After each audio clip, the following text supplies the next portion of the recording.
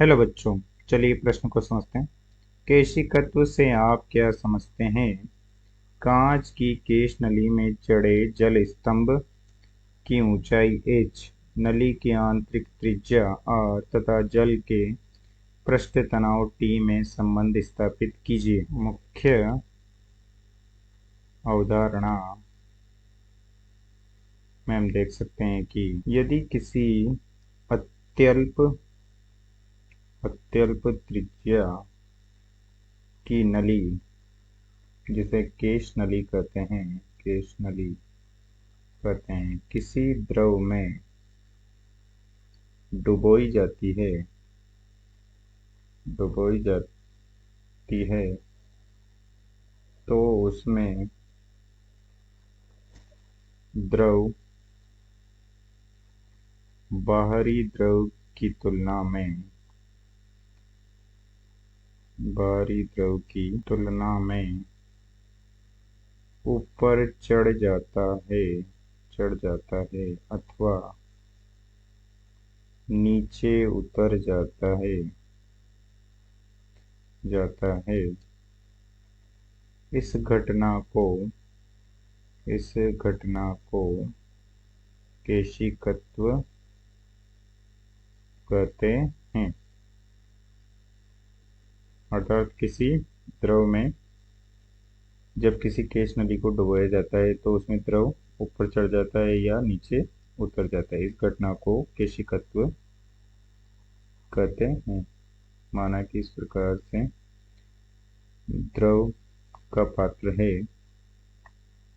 जिसमें इस प्रकार से कोई केश नलिका को, जिसकी त्रिज्या स्मॉल r है,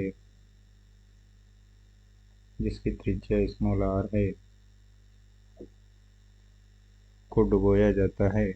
तो इसमें माना कि यह जल का पात्र है तथा कांच की केश नलिका है, तो उसमें जल, कांच की केश नलिका में जल ऊपर चढ़ जाता है। माना कि यह h ऊंचाई तक चढ़ जाता है। जब किसी द्रव में केश नलिका को डुबोया जाता है तो उसमें अवतल या उत्तल चंद्रतल का निर्माण होता है, जिसके कारण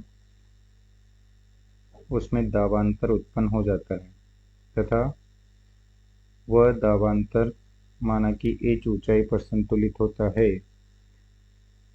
तो h ऊंचाई पर पृष्ठ तनाव के कारण संतुलन के लिए द्रव केशिका में h ऊंचाई तक चढ़ जाता है। इस अवतल चंद्रतल की त्रिज्या माना कि कैपिटल R है तथा h ऊंचाई पर हमें संतुलन प्राप्त होता है। तो द्रव स्तंभ में दाब बराबर होगा पृष्ठ तनाव के कारण दाब, जो कि हो जाएगा h ऊंचाई का द्रव स्तंभ है तथा d घनत्व का द्रव है तथा गुरुत्व त्वरण g है तथा 2T/r, जहाँ r अवतल चंद्रतल की त्रिज्या है तथा T द्रव का पृष्ठ तनाव है तथा अवतल चंद्रतल की त्रिज्या तथा केशिका की त्रिज्या स्मॉल r में संबंध होता है। कैपिटल R बराबर स्मॉल r बटे कोस थीटा, जहाँ कोस थीटा स्पर्श कोण है।